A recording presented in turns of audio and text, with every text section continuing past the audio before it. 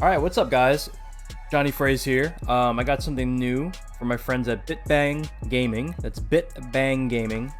It's a new product that these guys are developing to basically make the JLF a little bit better. The Sanwa JLF, if you guys don't know. So, let's crack this open. You guys are witnessing this at the exact same time I am. So this is a brand new product. Alright, so here is the main PCB, and as you could see, it is basically a replacement board for the JLF microswitch board that's stock. So this is called the Shuriken S-H-U-R-I-K-E-N Joystick PCB. This is revision A, and what this allows you to do, rather than having to replace this whole piece every time your joystick directions stop working, you can replace just the switches, which is super neat. So let's go figure out how to do that. So I have a joystick here that we'll install it in just a second. So also included are the micro switches, and I know from what I've heard from BitBangGaming is that there'll be options for different Omron switches with different tensions and different properties for you to buy along with the PCB setup that he will offer. So that sounds pretty amazing. Let's see, as far as installation, I'm pretty certain that all you have to do is just drop these bad boys in. And as you can see, there's lines over here to guide you. Okay, so I'm going to use those lines as best as possible. Let me get a little bit closer to the camera. So right here, you'll see this little base area right here. And I'm pretty certain that's to guide you drop these in. So let's do that. And pretty straightforward. They're just guides directly for the pins. And I was able to just slap that in there right there. Really shouldn't pop off with that said. Okay. Last one, guys. Alright, so I've installed all the switches. You'll also see here that this is a 5-pin harness right over here so that you can plug in your controller harness. Okay.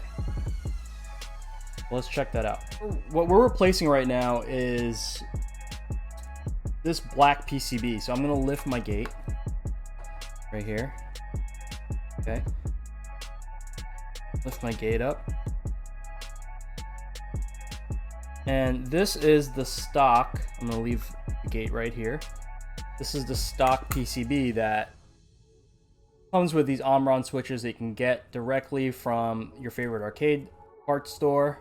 Usually when your directions go out, a lot of people just opt to buy one of these guys, the Sanwa JLF PCB.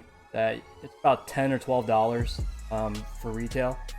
You know, it solves the problem, but it sucks that you have to basically spend all that money just for one switch, which is a lot cheaper if you were to directly buy an individual switch. So here's where this guy kind of kicks in. Okay, so we're gonna drop in the BitBangGaming one and just test for fit. So I'm gonna drop this in right there.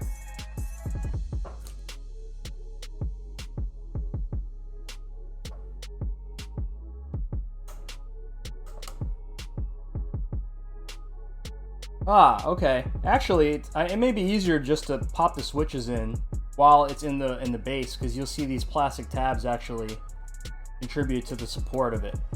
Kind of nice. That's pretty slick, man. Okay, so I'm gonna pop the gate on. All right, and that really prevents any movement from the switches, which is super nice. Alright guys, one of the harder parts of this install was getting this harness to sit properly. I'm sure there's a technical reason why it has to be installed this way, but essentially there's this little bridge connector here, and it's held down by 2 screws, like this. You need to line up your harness cables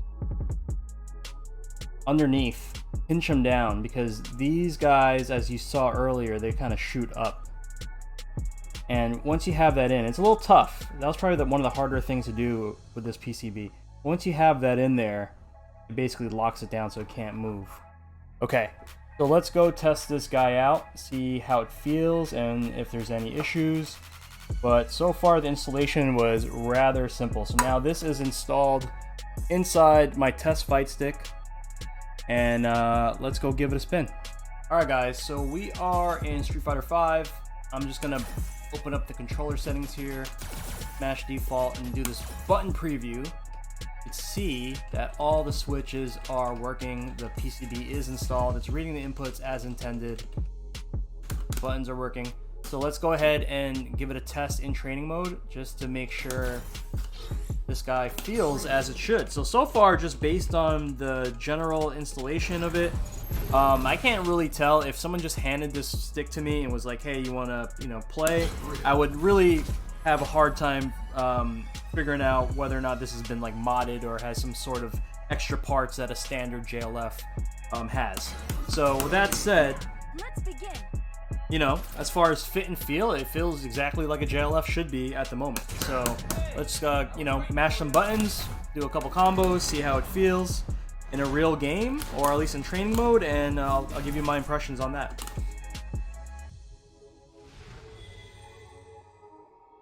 The secret to strength is daily training. Okay, movement's okay.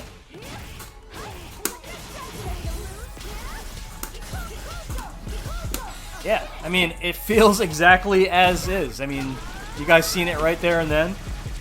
I'm not really seeing any differences between this and a stock JLF, except now that when a switch goes out, I can simply just replace a switch.